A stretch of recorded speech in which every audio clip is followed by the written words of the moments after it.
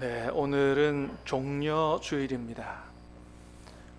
종려주일은 제가 종려주일 때마다 말씀을 드리지만 2000년 전 오늘 주님께서 인류를 구원하시기 위해서 십자가 지시러 예루살렘 성에 올라가셨을 때 많은 사람들이 종려나무 가지를 들고 나와서 열렬히 환영하며 영접했던 그것을 기념해서 예수님께서 십자가 지시러 예루살렘에 올라가신 그날을 교회력으로는 종려주일이다, 그렇게 말한다고 말씀을 드렸습니다. 사랑하는 여러분, 간절히 바라기는 오늘 우리의 종려주일 예배도 2000년 전 오늘 예루살렘 성으로 들어오시는 그 만왕의 왕이신 주님을 종려나무 가지를 들고 열렬히 환영하고 그분의 가는 앞길에 자기의 겉옷을 벗어서 깔아드리는 이런 마음으로 뜨겁게 주님을 찬양하고 우리 가운데 임재하시는 주님을 환영하며 우리의 마음을 다하여 예배하는 종려주일 예배가 될 수 있게 되기를 우리 주님의 이름으로 축복합니다. 오늘 본문에서 우리는 2000년 전 예수님께서 예루살렘 성에 올라가실 때 마음속에 가지셨던 그 원하셨던 세 가지 마음을 볼 수가 있습니다.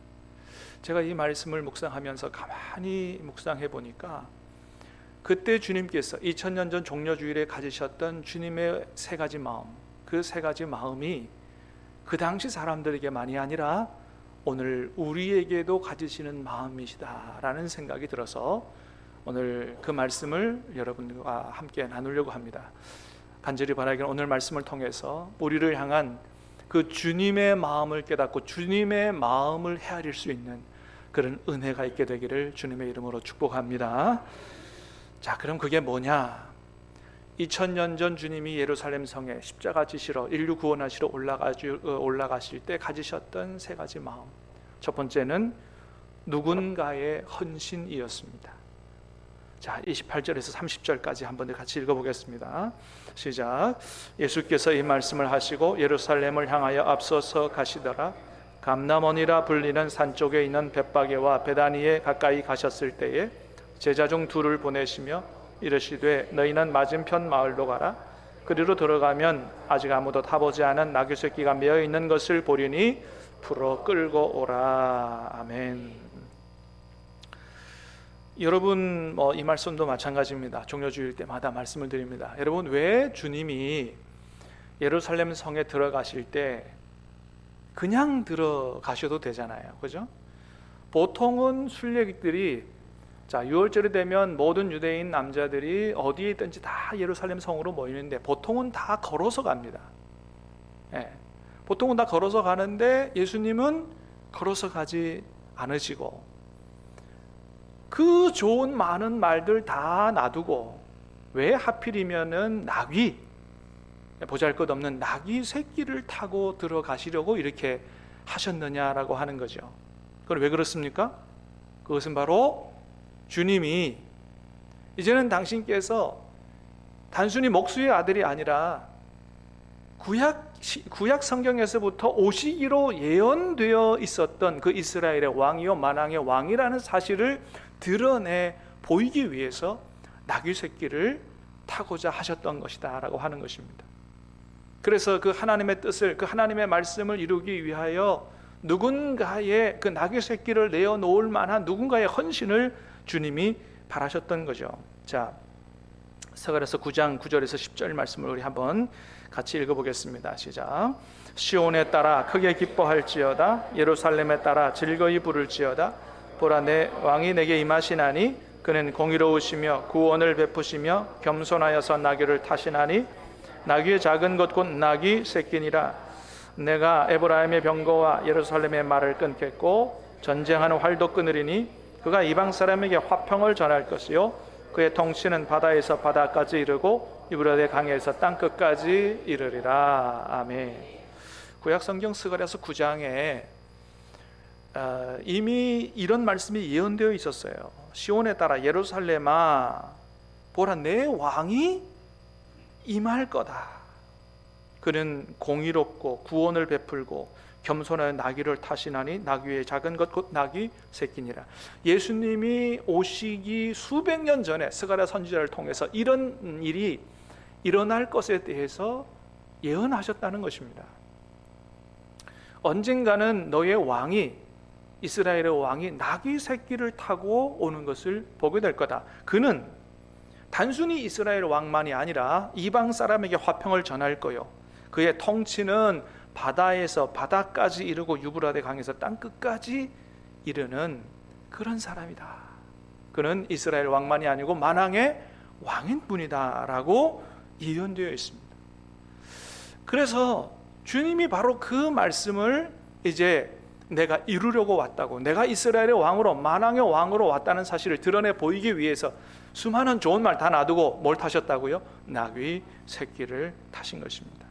그래서 예수님이 예루살렘 성 가까이 오셨을 때 제자를 보내면서 건너편 마을로 가서 나귀 새끼 끌고 오라 말씀하셨던 거예요. 그러시면서 하시는 말씀이, 누가 너희가 나귀를 풀어 오는 것을 보고 왜 그거 풀어 가려고 하느냐라고 하면 주께서 쓰시겠다 하라. 그렇게 얘기해라. 그렇게 얘기하면 그 사람이 아무 소리 안 하고 그 나귀를 보내줄 것이라고 말씀하셨습니다. 근데 어떻게 됐다고요? 주님이 말씀하신 대로 됐다는 거예요. 제자들이 가서 나귀를 만나고 나귀를 풀어 끌어오려고 하는데 왜 푸느냐? 주께서 쓰시겠다고 전하랍니다. 그랬더니 그 사람이 어떻게 했다고요? 아무 소리 안 하고 나귀를 풀어 보냈더라는 것입니다. 여러분, 그렇습니다. 예수님은 2000년 전 오늘, 165를 위해서 예루살렘 성으로 올라가실 때 누군가의 헌신을 원하셨는데, 누가 나를 위하여 그 나귀, 한 번도 아무도 타보지 않은 그 귀한 나귀 새끼를 내놓을 것인지를 주님이 다 이미 알고 계셨다는 것입니다. 사랑하는 여러분, 간절히 바라기는 우리가 찬송했던 것처럼 성자의 귀한 몸 날 위하여 목숨까지 주셨는데 난 무엇을 바치리까? 주님 앞에, 우리를 위해서 십자가에서 목숨을 주신 주님 앞에 나도 귀한 것 주님께 드리기 원합니다. 이런 귀한 헌신의 마음이 저와 여러분에게도 있게 되기를 주님의 이름으로 축복합니다. 그렇습니다, 여러분. 오늘도 여전히 주님은 그런 사람을 찾고 계신다는 거예요.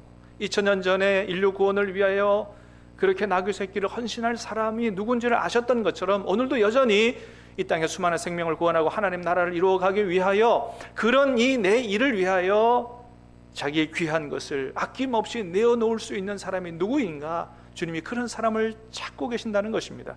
그리고 그런 사람을 찾으면 그 사람이 헌신을 통해서 하나님의 수많은 생명을 구원하고 이 땅에 하나님의 나라를 이루어가는 일에 하나님께서 그를 귀하게 사용하신다는 거예요.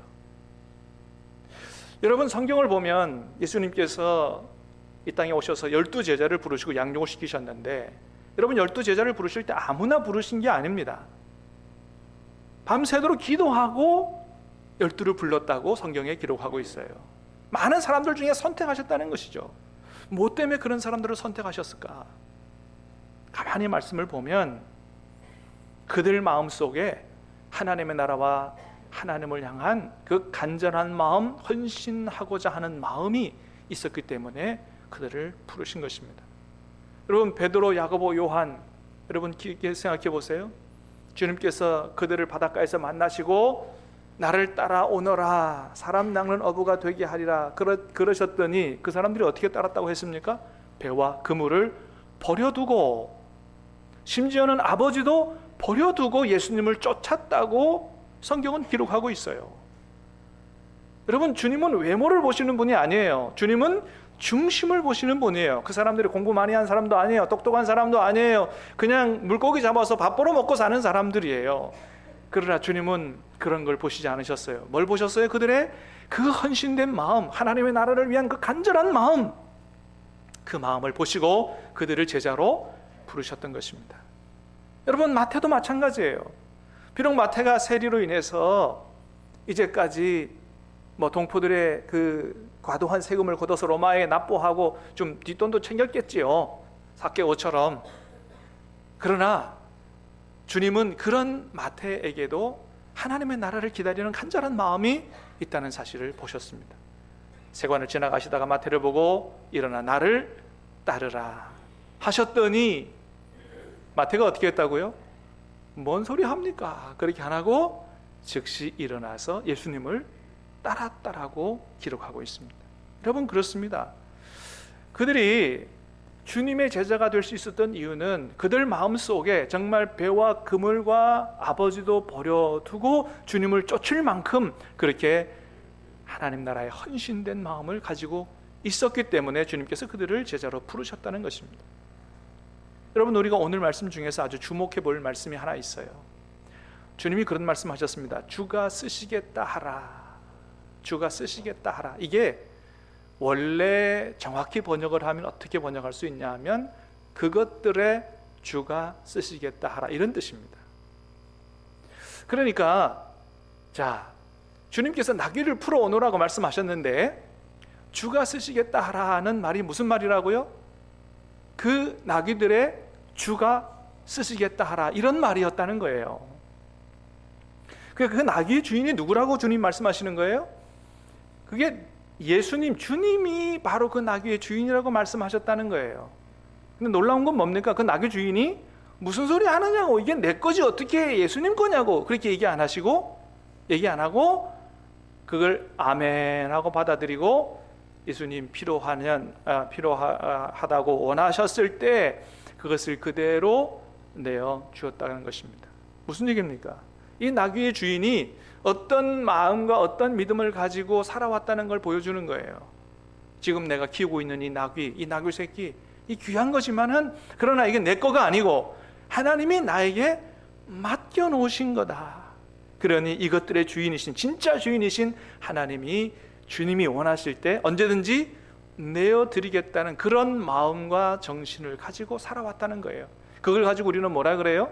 그게 바로 청지기 정신이라고 얘기하는 겁니다. 여러분, 어떻습니까?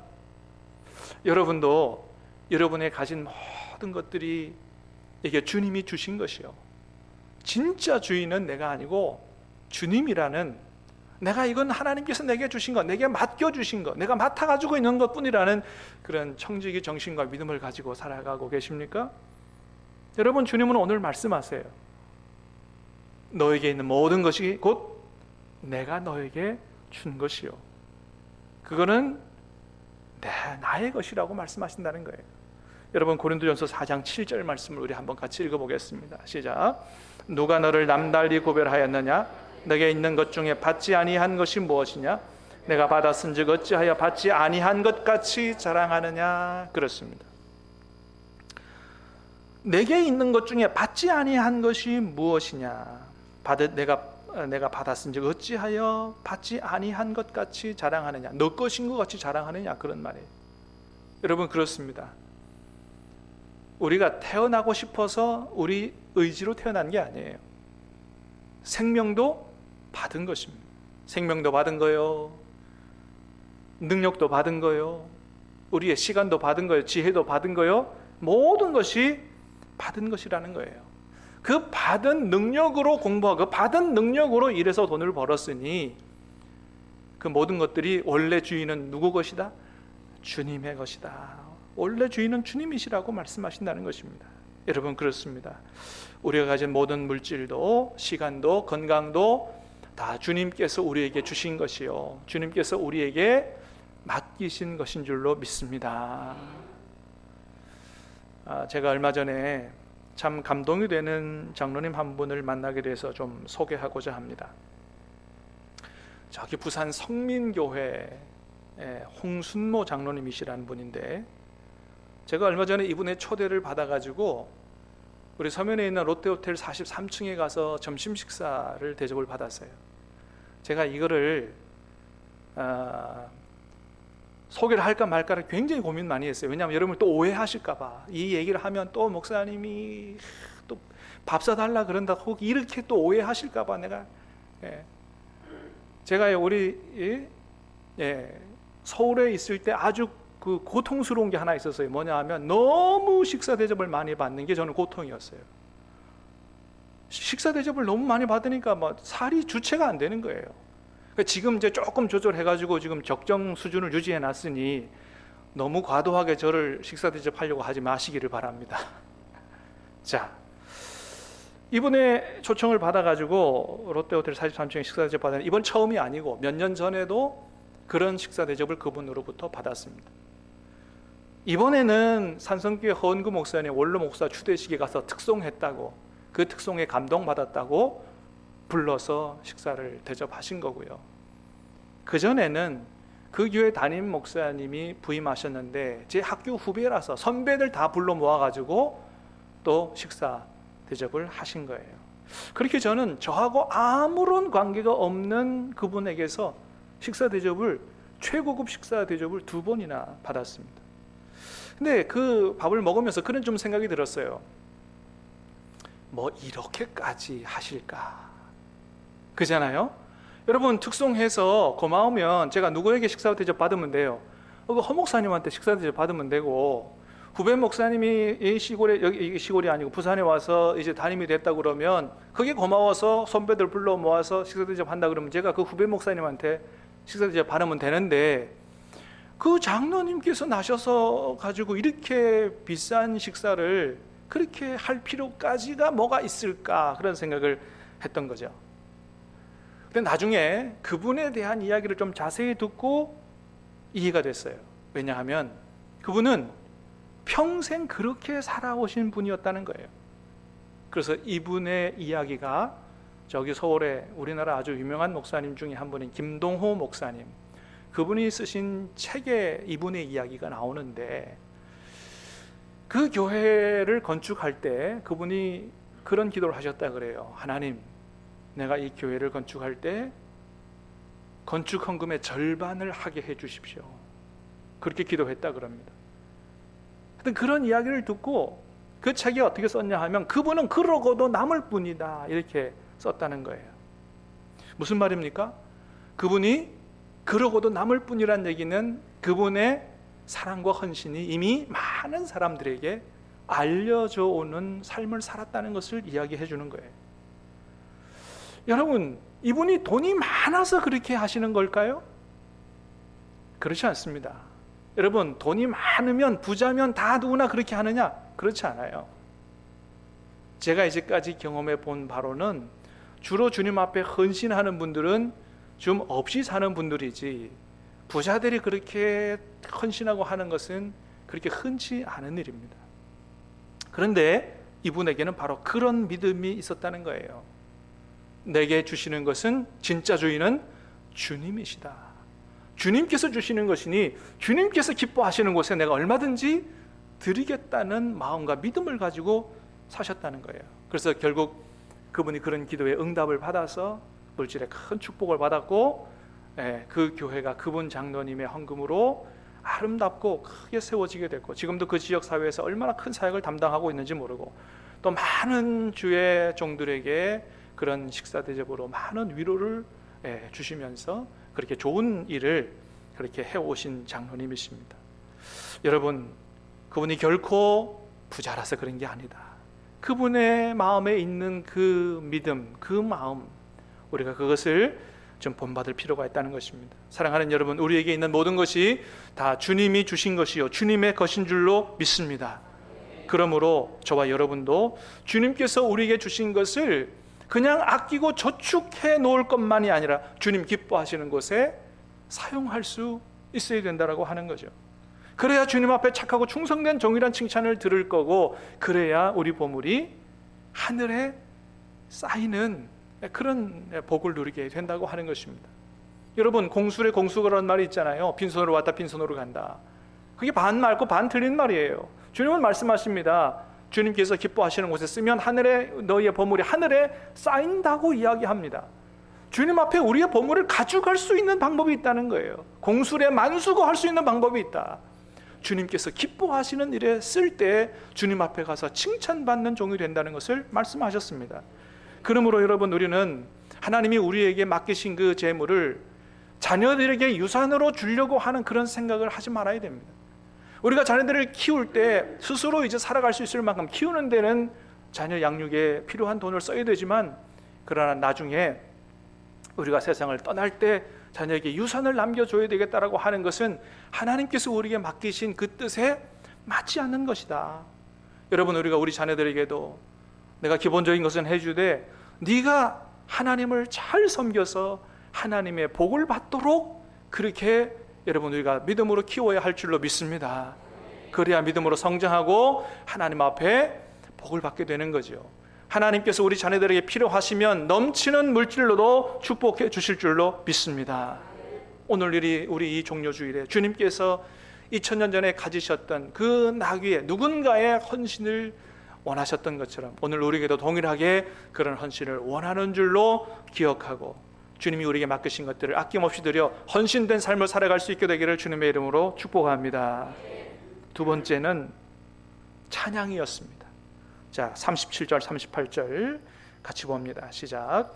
이미 감람산 내리막길에 가까이 오심에 제자의 온 무리가 자기들이 본 바 모든 능한 일로 인하여 기뻐하며 큰 소리로 하나님을 찬양하여 이르되 찬송하리로다 주의 이름으로 오시는 왕이여 하늘에는 평화요 가장 높은 곳에는 영광이로다 하니. 예수님이 예루살렘 성으로 들어오실 때 제자의 온 무리가 기뻐하며 큰 소리로 하나님을 찬양하며 찬송하리로다 주의 이름으로 오시는 왕이여 주님을 찬양하면서 영접했습니다. 자, 그렇게 2000년 전 오늘 예루살렘 성에는 큰 찬송 소리가 있었는데, 자, 그런데 거기에 모인 모든 사람들이 다 그렇게 주님을 찬양했느냐? 그렇지 않습니다. 오히려 좀 그 찬송 소리 좀 안 들리게 해달라고 그렇게 했던 사람도 있었다는 거죠. 바리새인들입니다. 39절에 무리 중 어떤 바리새인들이 말하되 선생이여 당신의 제자들을 책망하소서 하거늘. 그랬더니 주님이 뭐라고 말씀하세요? 40절 같이 읽어봅니다. 시작. 만일 이 사람들이 침묵하면 돌들이 소리 지르리라 하시니라. 무슨 말씀이에요? 주님께서 그 제자들의 찬양을 기뻐 받으셨다는 것을 이야기합니다. 그렇습니다. 여러분, 종려주일에는 마땅히 뭐가 있어야 되느냐? 주님을 향한 찬양이 있어야 하는 거예요. 오늘 우리도 우리를 구원하러 예루살렘 성으로 올라가신 그 주님 앞에 진정한 찬양으로 예배드릴 수 있게 되기를 주님의 이름으로 축복합니다. 미국에 가면 프린스턴 신학교라고 아주 유명한 신학교가 있습니다. 거기에 신약학을 가르치는 교수님 한 분이 계셨는데, 이분은 채플에서 예배를 드릴 때 찬송을 소리내서 하지 않았다 그래요. 주위의 사람들이 찬송 시간 되면 꿀먹은 벙어리로 앉아 있는 걸 많이 봤다 그럽니다. 강의할 때는 그처럼 유창하게 강의하던 분이 찬송 시간만 되면 입을 닫아 버리는 거예요. 그런데 놀랍게도 어느 날 학교에서 예배를 드리는데 그 교수님이 아주 열정적으로 찬양을 하게 된 것을 봤다는 겁니다. 그래서 무슨 일이 있었는가 얘기 들어봤더니 그 교수님이 전날 밤에 천국에 가는 꿈을 꿨대요. 그 천국에 가서 천사를 만났는데 천사가 자기에게 그렇게 얘기하더랍니다. 여기는 신학 잘 하는 사람은 필요가 없습니다. 오직 찬송 잘 하는 사람이 필요합니다. 그런 얘기를 했다는 거예요. 여러분, 그렇잖아요. 천국에 가면 신학이 뭐가 필요 있어요? 거기는 신학이 필요 없는 거예요. 오로지 하나님을 찬양하고 경배하고 영광 돌리는 그런 사람들이 필요한 것이죠. 사랑하는 여러분, 오늘 우리를 구원하러 예루살렘에 올라가신 주님 앞에 우리가 진정한 찬양으로 영광 돌릴 수 있게 되기를 주님의 이름으로 축복합니다. 예, 주님은 종려주일에 진정한 찬양을 원하셨다는 것입니다. 마지막으로는 생명 구원을 원하셨다는 거예요. 전도 원하셨다. 41절부터 44절까지 시작. 가까이 오사 성을 보시고 오시며 이르시되 너도 오늘 평화에 관한 일을 알았더라면 좋을 뻔하였거니와 지금 내 눈에 숨겨졌도다. 날이 이를지라 내 원수들이 토둔을 쌓고 너를 둘러 사면으로 가두고 또 너와 및 그 가운데 있는 내 자식들을 땅에 메어치며 돌 하나도 돌 위에 남기지 아니하리니 이는 내가 보살핌 받는 날을 알지 못함을 인함이니라 하시니라. 아멘. 예수님이 예루살렘 성 가까이 오셔서 성을 보시고 우셨다는 거예요. 그렇습니다. 예루살렘으로 올라가신 예수님의 마음에는 두 가지 마음이 교차하셨어요. 제자들이 찬양으로 환영하는 그 찬양을 받으시면서 기쁜 마음도 있으셨지만 동시에 이 성이 앞으로 심판을 받아 수많은 사람들이 죽게 될 것이라는 것을 내다보는 아픔이 예수님의 마음속에 있었다는 것입니다. 그래서 그 예수님의 그 마음이 얼마나 아프셨으면 예루살렘 성을 보시고 우셨다는 거예요.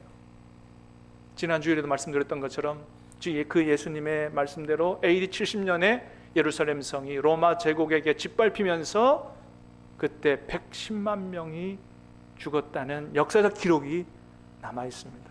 그 기록을 읽어보면 시간 없어 제가 다 소개하지 못하지만 너무나 참혹한 사건들이 있었어요. 수많은 사람들이 굶어 죽었습니다. 성 안에서는 진짜 썩는 냄새가 진동을 하고 먹을 것이 없어서 자기 아이들을 삶아서 잡아먹는 이런 비참한 일들이 있었다는 거예요. 뭘 보여주는 겁니까? 예수님을 거부한 사람들이 어떤 심판을 받게 되는가에 대한 아주 분명한 그 하나님의 심판의 무서움을 보여주는 그런 사건이었던 것입니다. 그것을 미리 내다보신 예수님 울지 않으실 수 없었다는 거예요. 그래서 나중에 십자가를 지고 가시는 그 뒤를 여인들이 울며 따라올 때 예수님이 그 뒤를 돌아보면서 뭐라고 말씀하세요? 나를 위하여 울지 말고 너희와 너희 자녀들을 위하여 울라고 말씀하셨어요. 여러분, 그렇습니다. 지금 우리가 무엇을 해야 될 때인가? 아직도 구원받지 못한 나의 가족과 이웃과 친구들을 위해서 눈물 흘리며 기도해야 될 때가 아닌가라고 하는 것이죠. 여러분, 구원받을 때가 언제나 있는 것이 아니다라는 것을 기억할 수 있게 되기를 바랍니다. 구원은 하나님께서 기회 주시는 그 시간에만 가능한 거예요. 나중에 마지막 심판 때가 오면 더 이상한 기회가 없다는 것이죠. 예수님을 거절한 사람들이 얼마나 엄청나고 무서운 심판을 당하게 될 것인가를 우리가 기억해야 한다는 것입니다. 그러므로 사랑하는 여러분, 이번 고난주간 특별 새벽기도회에 다 나오시길 바랍니다. 우리를 구원하기 위해 십자가지로 올라가신 주님 앞에 진정한 찬양으로 영광을 돌리는 것뿐만 아니라 우리 사랑하는 가족과 이웃 친구들을 위해서 정말 그들의 구원을 위해서 간절히 기도하고 눈물로 기도하는 복된 시간들이 될 수 있게 되기를 주님의 이름으로 축복합니다. 오늘 2023년 종료주일에 2000년 전에 종료주일을 가지셨던 주님의 그 세 가지 마음을 기억하십시다. 누군가의 헌신, 진정한 찬양, 생명 구원을 향한 그 주님의 마음. 오늘 이 주님의 마음을 기억하고 주님 다시 오실 때까지 주님 앞에 우리의 헌신과 열정을 드려 찬양을 드리며 뜨겁게 주님을 섬기며 살아갈 수 있게 되기를 우리 주님의 이름으로 축복합니다. 우리 찬양하고 기도하기